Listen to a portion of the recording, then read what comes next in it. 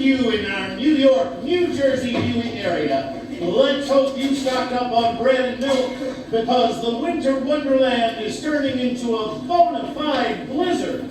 All planes have been grounded due to low visibility. Also, I've just been handed a bit of bad news. Brenda Lee's plane has been grounded in Heron, Illinois. She's not going to be able to make it tonight. Yeah, but I'll bet those folks at Chevy's Bar are getting quite a show. Instead, our very own Annette Botticelli, who just adores Brenda Lee, will be singing some of Miss Lee's most recent hits from her Christmas LP.